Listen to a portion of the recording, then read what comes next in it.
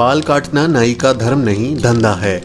चमड़े की सिलाई करना मोची का धर्म नहीं धंधा है। इसी तरह पूजा पाठ करना या करवाना ब्राह्मण का धर्म नहीं धंधा है। 19वीं शताब्दी के महान समाज सुधारकों में ज्योतिबा फुले का स्थान बेहद खास है। उन्होंने सामाजिक क्रांति की ऐसी अलख जगाई कि ब्राह्मणवादी वर्ण व्यवस्था की चूल हिल गई। उनका मानना था कि समाज में धर्म पर निर्भरता के कारण किसी भी प्रकार का सुधार तब तक नहीं हो सकता जब तक धर्म में सुधार ना किया जाए। आइए आपको उनके 20 महान विचार बताते हैं जो ब्राह्मणवाद की बखिया उधेड़ देते हैं। ब्राह्मण दावा करते हैं कि वो ब्रह्मा के मुख से पैदा हुए, तो क्या ब्रह्मा के मुख में गर्भ ठहरा था? क्या महावारी भी ब्रह्मा के मुख में आई थी? और अगर जन्म दिया तो ब्रह्मा ने शिशु को स्तनपान कैसे कराया? स्वार्थी ब्राह्मण पंडितों ने आम लोगों, शूद्रों और महाशूद्रों को सदा के लिए गुलाम बनाए रखने और अपना स्वार्थ पूरा करने के लिए धर्म और पाखंड को इजाद किया और उसके समर्थन में अनेक झूठे ग्रंथों की रचना की, जिसमें केवल पाखंड और काल्पनिक कहानियां भरी पड़ी हैं, जिनके जाल में अनपढ़ अशिक्षित जनता को फंसाकर वे अपना उल्लू सीधा करना चाहते थे और प्राचीन काल से कर रहे थे। मंदिरों के देवी देवता ब्राह्मण पुरोहितों का ढकोसला है। दुनिया बनाने वाला एक पत्थर विशेष या खास जगह तक ही कैसे सीमित हो सकता है?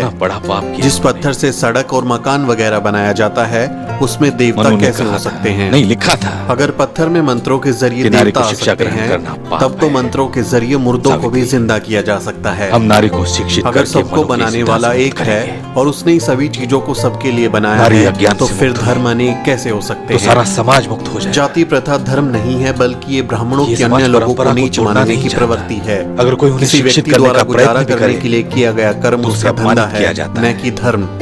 किसी भी व्यक्ति को सामाजिक समानता, राजनीतिक भागीदारी, धार्मिक आर्थिक स्वतंत्रता और पढ़ने लिखने से वंचित करना और उनका शारीरिक और मानसिक रूप से धर्म के आधार पर शोषण करना या शोषण को धर्म मानना क्रूरता और निर्दयता है। अब तो मैं भी इतना जान चुकी हूँ। धर्म वो है जो समाज के हित में हो, समाज के कल्याण के लिए हो। जो धर्म समाज के हित में नहीं, वो धर्म नहीं है। विचलित नहीं हूँ, जरा भी नहीं। मातंग आर्यों में जांचते ही खूने एक ही आत्मा जान दोनों इन लोगों को शिक्षा का मैं तो समझ में नहीं आएगा। खाते पीते इच्छा भी भोगते एक ये लोग अज्ञान के अंधेरे में रहेंगे। दोनों शोभा मानव की, दोनों का आचरण एक जैसा। पूछता हूँ सब हुए कैसे नीच और समाज के निचले तबके के लोग शिक्षित नहीं होते? सभी व्यक्ति चाहे वो स्त्री हो या पुरुष जन्म से समान होते हैं, इसलिए उनके साथ किसी प्रकार का भेदभाव का व्यवहार मानवता और नैतिकता के खिलाफ है। समाज के विकास के लिए जरूरी है कि समाज का संगठन ऐसा हो कि उसके सभी सदस्यों को स्वतंत्रता और समानता के अधिकार मिले और उनके बीच भाईचारा हो। स्वतंत्रता और अवसर की समानता हर मनुष्य की बुनियादी आवश्यकता है। स्वतंत्रता के अभाव में किसी भी मनुष्य के व्यक्तित्व का संपूर्ण विकास नहीं हो सकता। मानवता सर्वश्रेष्ठ है। जात पात, वर्ण भेद और ऊंच नीच की दीवारें सब ब्राह्मणों की देन है, जो उन्होंने अपने लाभ के लिए खड़ी की हैं। विभिन्न प्रकार के कर्मकांड, धार्मिक अनुष्ठान भोली भाली जनता को लूटने के लिए बनाए गए हैं। ये एक पुश्तैनी धार्मिक लूट है। जाति और धर्म का भ्रमजाल अन्याय और शोषण की प्रक्रिया को बनाए रखने के लिए फैलाया गया है।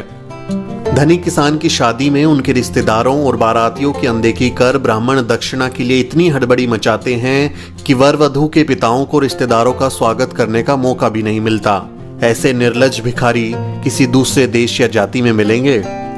ब्राह्मणवादी अपनी घृणित सोच के कारण मैला खाने वाली गाय का पेशाब पीकर पवित्र होते हैं, लेकिन एक शूद्र के हाथ का साफ सुथरा पानी नहीं पीते। समाज में व्याप्त धार्मिक कट्टरता और अंधविश्वास सामाजिक एकता और बंधुता में सबसे बड़ी रुकावट है। जब तक समाज में प्रचलित वर्ण धर्म और जाति प्रथा का उन्मूलन नहीं किया जाता और समाज का संगठन समानता के आधार पर नहीं किया जाता, तब तक सामाजिक एकता नहीं हो सकती और एकता के अभाव में समाज या देश का संपूर्ण विकास नहीं हो सकता।